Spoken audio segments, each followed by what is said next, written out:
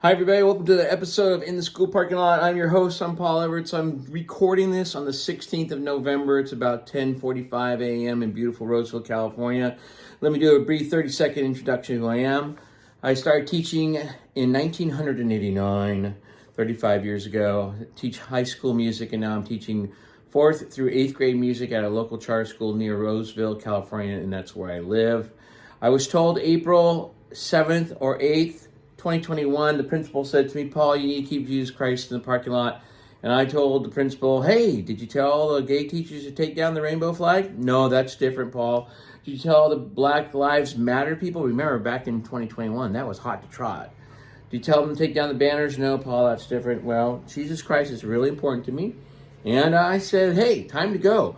And by the way, I'm not bitter. You people that are saying I'm bitter, you're just looking for bitterness. Calm down. I'm praise Jesus. I'm loving all over the place. So then I decided to go in the parking lot, in the school parking lot. And that's where we get this cool little show, in the school parking lot. I'm going over stories that I have found in public education, and we're working our way through different books about education. Here's James Lindsay's book, The Marxification of Education. I read a couple of excerpts there, from here to there, and pretty good. I'd buy the book. Just because President Trump won the election doesn't mean things are changing. I hope they do change because it's been a referendum on what the United States is right now. And we'll see what the Republicans can do. But yes, education, critically important. So this story, episode 38, November 23rd, is from September 26th. This is pre-election, and you know this because the story is Governor Walz, education appointee, overthrow America because it's irreversibly racist.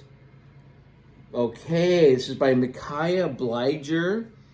Disclaimer, I found this story on October 19th, 2024, 2 weeks before the election. Therefore, as a nation, we avoided having this man, Governor Walz, as our vice president.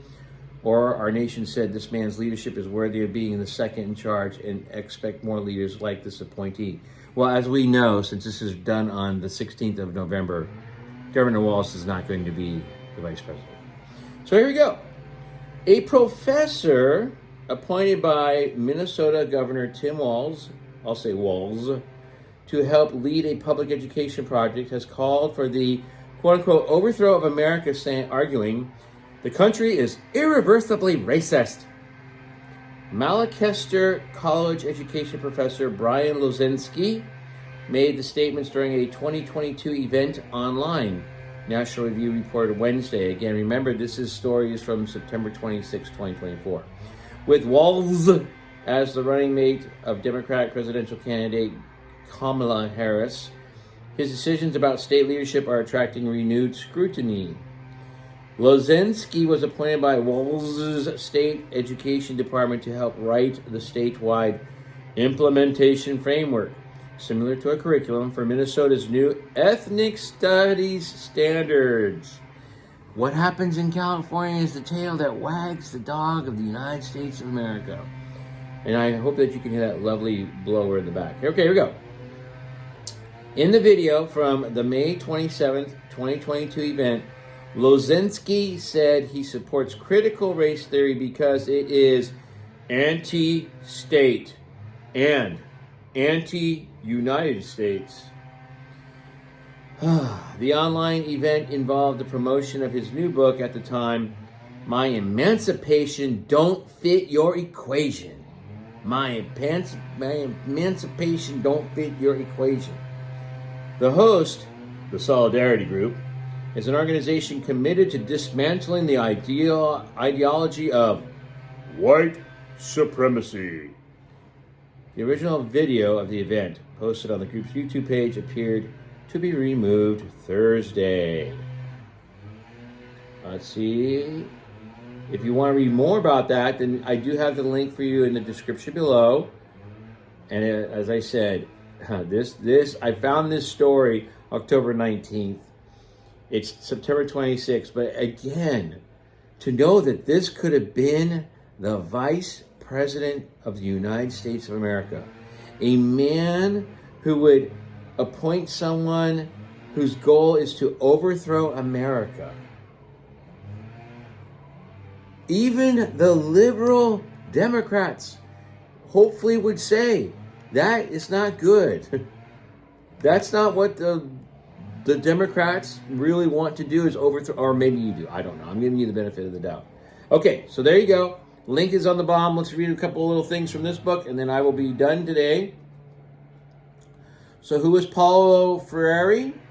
That's a good question. I would look him up. His name is spelled P-A-U-L-O, Paulo. Freire is F-R-E-I-R-E. You should look him up. So let's take a look at who he is. I'm going to go on the politics of education. The Politics of Education is a curious book, to be for sure. The book is essentially an edited collection of essays by Freire, apparently written originally between 1970 and 1985, and 5 of the first 6 chapters in the book explain the basic ideas of his pedagogy. Pedagogy means theory of education.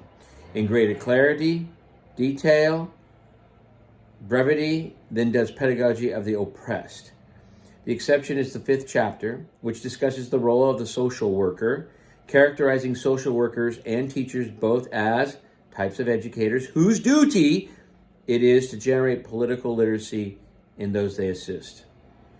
In James Lindsay's opinion, this chapter foreshadows the widespread implementation of social emotional learning, SEL, particularly, quote-unquote, transformative SEL, which matches Freire's terminology, tone, and intention quite closely.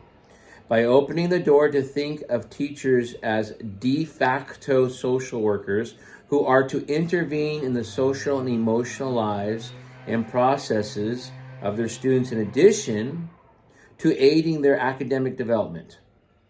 Educational activist Linda Darling Hammond, something of the mother of the social emotional learning implementation in the United States, quotes Freire plainly on this point in her foreword to the 2015 Handbook of Social and Emotional Learning Research and Practice. For Freire, however, the point of all instruction is unambiguously political, generally, and to generate a Marxist conscience specifically. Entire chapters in his 1985 book are dedicated explicitly to these themes being, for Freire, the true but hidden point of education. The subsequent 5 chapters in his book get positively wild for a book on pedagogy. Chapter 7 is devoted to the idea of the crucial role and process of Marxist conscientization, i.e., thought reform, expressed the need for leftist utopianism, and literally upholds the guerrilla murderer Che Guevara as an ideal figure representing these concepts, and love, a huge theme for Freire, when put into practice. Chapter 8 is devoted to replacing practical or functional education with political education, calls explicitly for perpetual cultural revolution as the goal of true education, and advocates that educators and learners have to die and be reborn in their own Marxist Easter to do their jobs correctly. Chapter 10 elaborates on this blatantly theological idea considerably, drops much of the pretense, and is wholly devoted to liberation theology and the connection to the church, which is seen as another educational domain hardly different from schools. Chapter 9, In Between, forwards a profoundly Marxist notion of the deeper purpose of education under a banner of humanistic education, which should be understood in the sense Marx meant when he explained that his approach is meant to humanize the world, society, and man. Chapter 11 is a short word of praise for the unique character, Red Charlatan, of James Cone, famous for his Black liberation theology, which is some kind of hybrid of liberation theology, The Social Gospel of the Fabian Baptist Walter Rauschenbusch, and Black Liberationism, a post-colonialist and neo-Marxist precursor to critical race theory. There's a lot there. We need to get control of education again. School choice might help with that.